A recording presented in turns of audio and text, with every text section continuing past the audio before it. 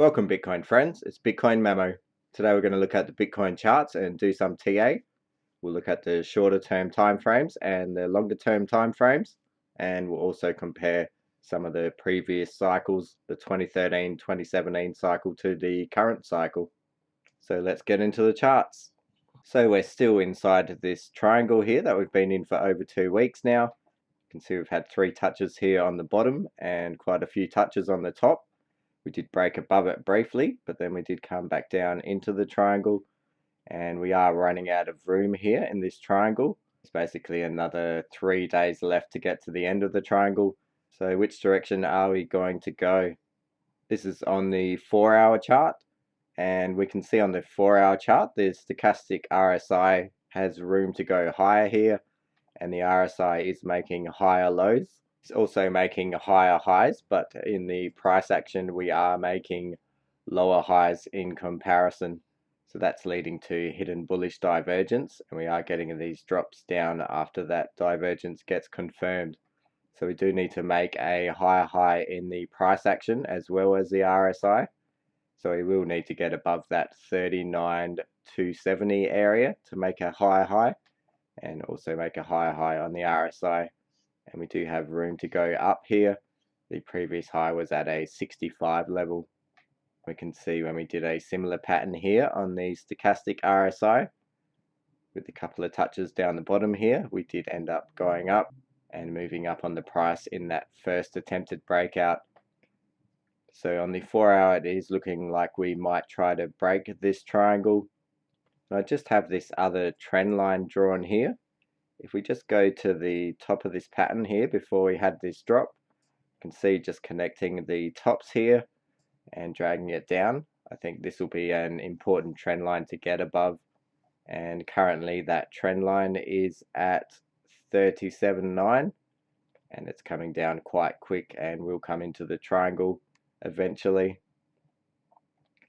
So I think if we can get above that trend line as well as this triangle pattern and come back and test it and use it as support, I think we've got a good chance of trying to make a move to the upside.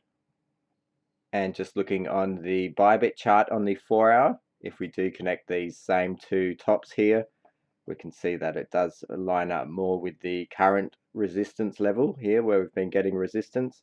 So it does depend what chart you look at. And I just wanted to point out that we've been making these falling wedge patterns here. So we can see this first one here, we had several touches on the bottom. We did dip below, came back up into the wedge.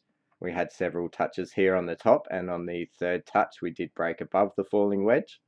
And we went higher to the top of the triangle, got resistance, and then we formed a similar pattern here with this blue falling wedge with 3 touches on the bottom, and on the 3rd touch on the top we broke above. And we came back up again to the top of the triangle, had that fake breakout, and currently we have this 3rd falling wedge here. We have 3 touches on the bottom, 2 on the top, and we are coming up to test the top of this wedge. So if we do a similar thing and break to the upside, I think we'll have a chance to try and break the top of this larger triangle here. So just want to go onto the daily chart now. And we've just got this yellow line, which is the 50-day moving average. The red line's the 200-day moving average. And people are watching this for the death cross between these two. And we still have a few days before these will cross. And we'll be hopefully looking for Bitcoin to have a big move to the upside to try to prevent this cross. We will have to get quite high to prevent this cross here. I'm just showing you this because I wanted to show you what we did in the 2013 bull run. So in the 2012-2013 bull run here, this was the bear market low. We can see we went on this run, and then we had this big pullback here midway through the bull run. Although we only went slightly below the 200-day moving average, we can see 50-day moving average was coming down to cross, and we did get above it and we did prevent that cross. On the current cycle we are a lot lower below the 200-day moving average. So we would need quite a big move to make a similar pattern like this to prevent that cross. And just to show you that again, we can see that we are below the 200-day moving average. So we would need quite a big move over the coming weeks. So this is just on the daily chart again here with that yellow triangle. And just want to show some other trend lines here. If we just connect the tops here, we can see we got resistance here, here, and if we follow that through, we can see that we've broken out of that trend line, came back and retested it, and currently above it. So there are several trend lines you can draw here. Also have that major trend line up here connecting the tops. And then of course we have this yellow triangle, which is the main pattern that we are in. Also have these blue boxes here drawn on the right.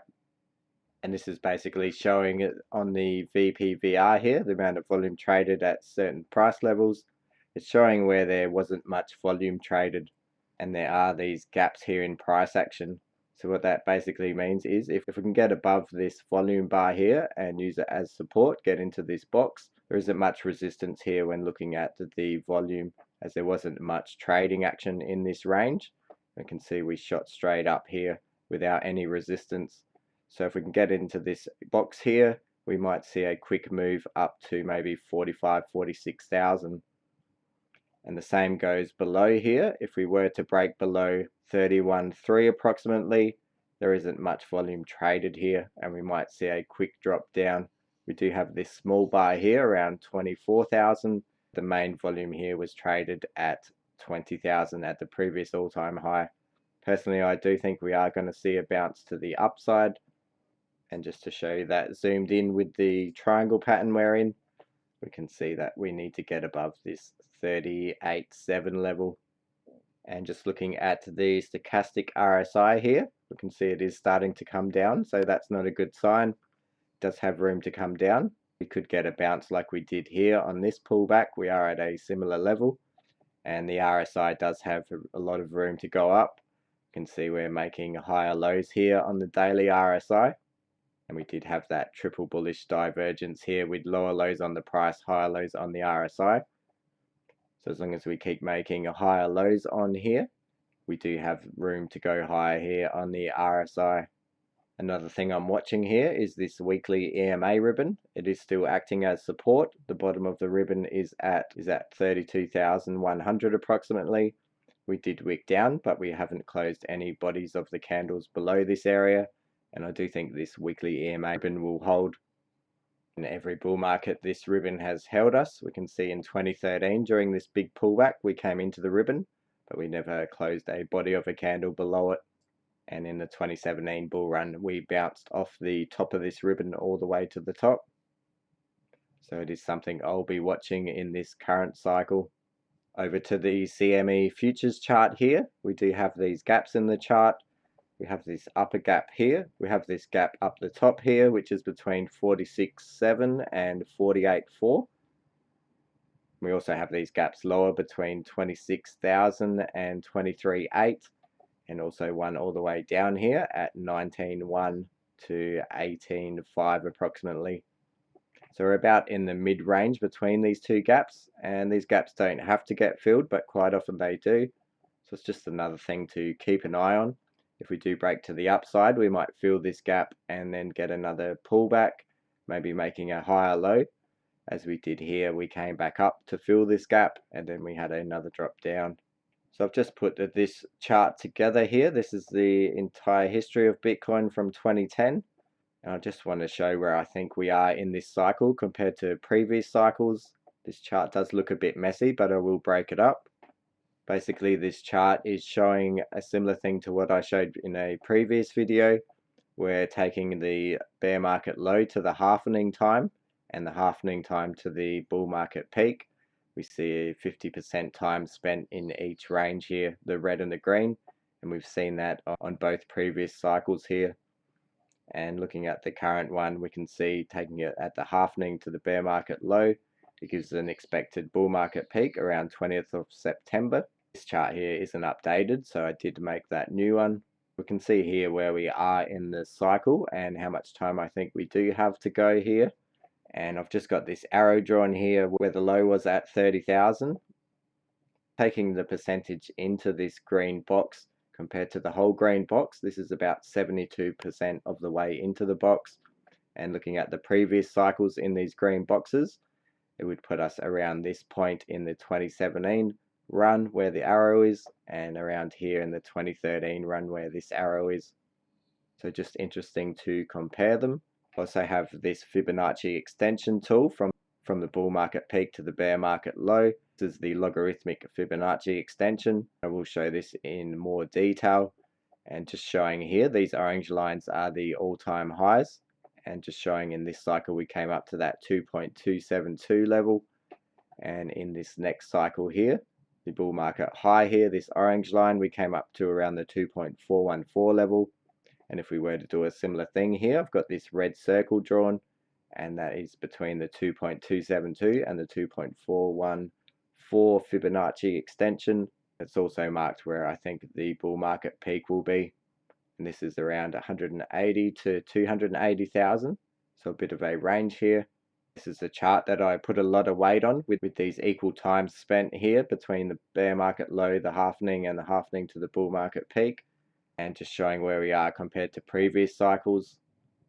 So I'm not worried on this pullback. I do think we will reach approximately these targets. So looking at that in more detail, this is the 2013 cycle here, 2013 bull run, and you can see that Fibonacci extension, and we came to that 2.272 level, and we spent approximately similar times in each of these boxes here. This is approximately where we are in our current cycle compared to the 2013 cycle. And the same thing with the 2017 bull run here, the fib extensions came to that 2.414 level. We spent approximately similar amount of times in each of these boxes, and this is approximately where we are in our current cycle compared to this 2017 bull cycle here. In the current cycle here, we can see that extension. This is approximately where I think we are in this bull market, and I do think we'll come into the end of September, early October, and reach that peak around that 2.272, 2.414 level. Where we are now is approximately 400 days from the halvening, and we can see we are expecting around the 500-day mark. So I do think there's at least another 100 days left here. This is a side-by-side comparison. I've showed this chart before. This is the 2013 bull run, this is the current bull run, and also those fib extensions. And you can see on the 2013 pullback, we came back to this 1.272 to 1.414 level and spent time in this range before breaking above, using it as support and going higher. And we can see currently we are in that range. We expect something similar to happen.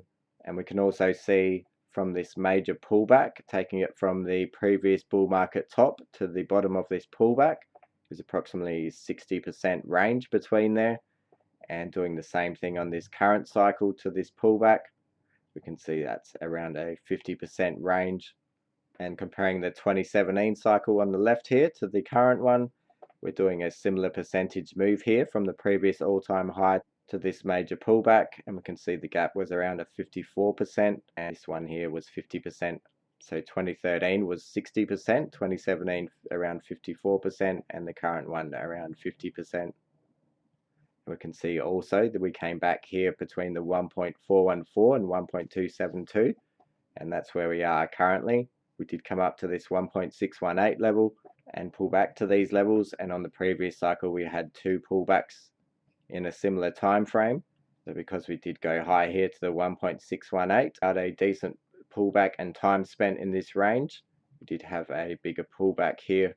And just looking at market cipher quickly, we did get that green dot on the daily. We've come up, got a red dot followed by a green dot not long after, and we did get another red dot here yesterday. So we'll be looking for another green dot similar to this and hopefully carry on higher. The 2-day chart had a green dot here on the 25th of May, and we're currently coming up slowly. We also got a green dot on the 3-day chart on the 31st of May. We also have a green dot currently on the 4-day chart, but this candle is still open until the 10th of June.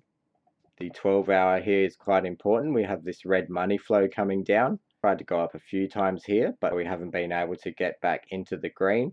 So this is an important one to watch. We are making a higher lows on this blue wave, which is a good sign, and we'll be looking for a green dot here and hopefully carry this uptrend until we can get into the green money flow on the 12-hour. The 6-hour did come up and start coming into the green here. We have dipped back into the red, but we are looking to make another green dot here I think on today's close we might see a green dot there, and again we're getting these higher lows on the blue wave here, which is a good sign, and also higher highs on the blue wave on the top above the 0 line. This is a good sign that we are trying to push up on the 6 hour. So that's about all. Lots of information packed into that one. I'm not worried that this bull market's over. We just got to be patient, and I think it's way too early for this bull market to end based on what I've shown. So thanks for watching. I'm Bitcoin Mamu. Hope you enjoyed that. See you next time. Bye.